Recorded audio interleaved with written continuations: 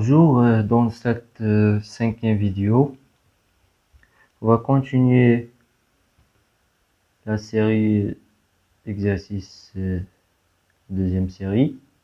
On est arrivé à l'exercice numéro 2. On passe au troisième. Alors, écrire un programme permettant d'affecter la valeur suivante 0,6 dans AX. Si le contenu de AX est pair, mettre dx à 0,002. Sinon, mettre dx à 0,001. Alors, on doit ici vérifier la parité d'un nombre quelconque qu'on doit affecter à x. Bon, on commence. Déjà, il faut savoir comment on sait qu'un nombre est pair. À partir du système, déjà ce nombre est interprété dans le logiciel sous forme binaire, je pense. Par exemple, si on écrit par exemple 0, 2, en hexa c'est combien en binaire c'est, on la code sur 4, c'est 0001. Et on prend 03, c'est combien en binaire,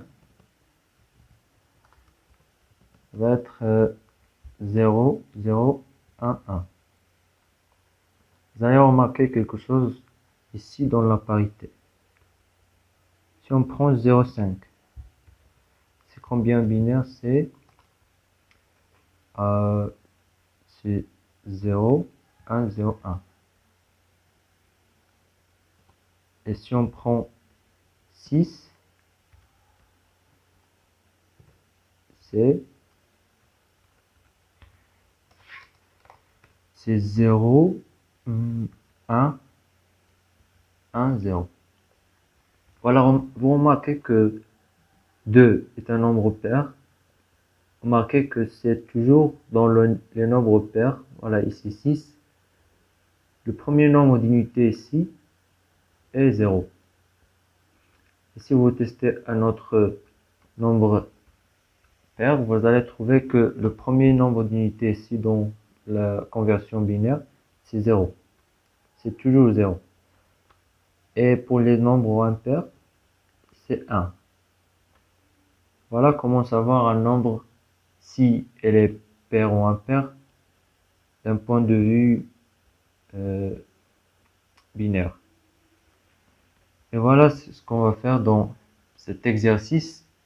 On va utiliser une instruction qui fait le test sur le premier bit de la conversion binaire du nombre à vérifier.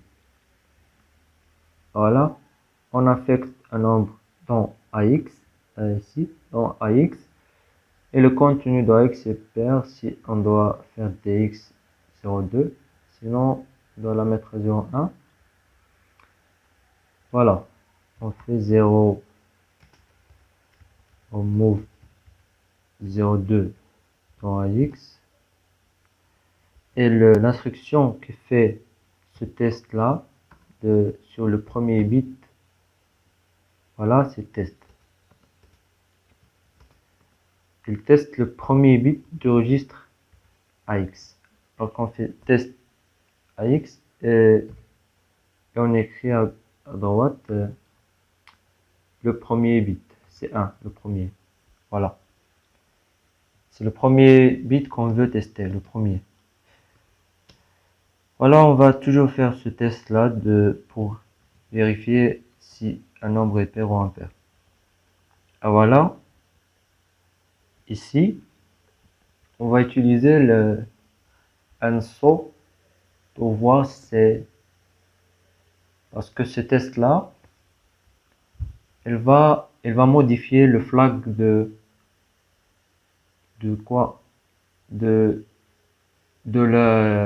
résultat nul. si on fait sauter ces 0, voilà, on l'écrit ici, jump if 0, il va sauter quand le flag du résultat nul est à 1. Et quand le flag du résultat nul est à 1, il est mis par cette instruction test là. Ça veut dire que le nombre ici est impair. Sinon, ça veut dire que ce nombre ici, pardon, il est pair. Sinon, il est impair. Alors on saute à une étiquette, on appelle par exemple pair. Sinon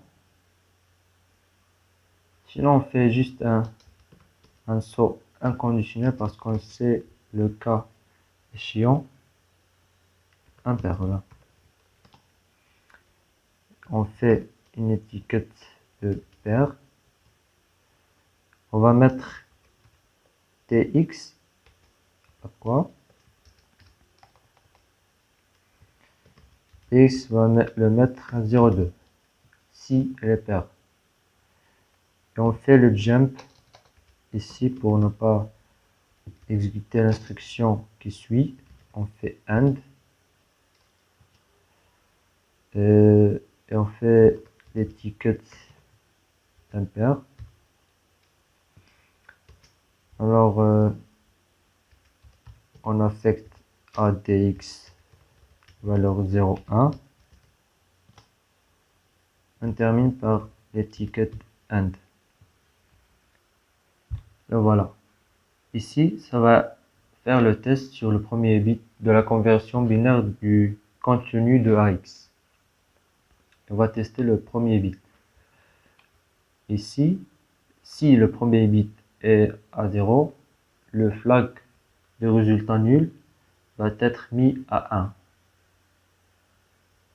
Et s'il va être mis à 1, alors on a inversé les choses ici. Si le flag de résultat nul est à 1, alors ça doit être impair. Ce cas va être le cas pair. Voilà. On teste. Là, on n'a pas écrit correctement impair ici. Voilà, 0,2 dans AX. On teste le premier bit contenu de registre AX. Maintenant, on ne va pas sauter. Il ne doit pas sauter. Ah bon, elle a sauté parce que il y a jump if 0. Ah, alors, ça vérifie directement le flag de 0. C'est un pseudo flag ici.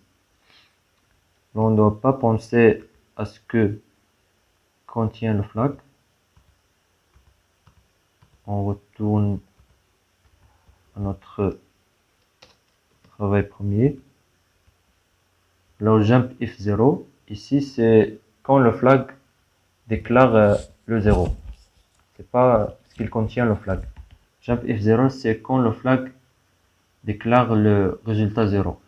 Ça veut dire que le flag Z, elle est à 1.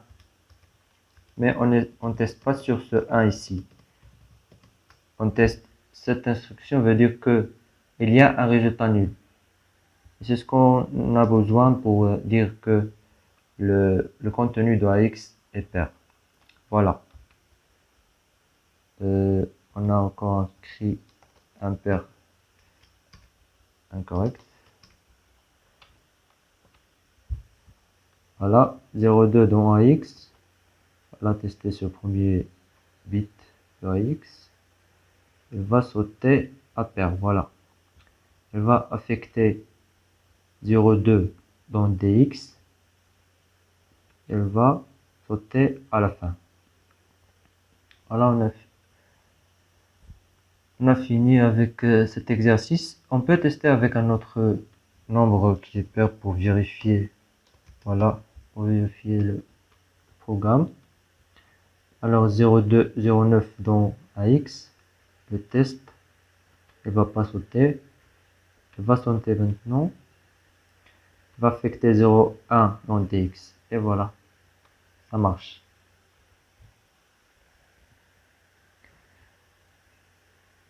Alors, merci pour votre attention dans cette vidéo.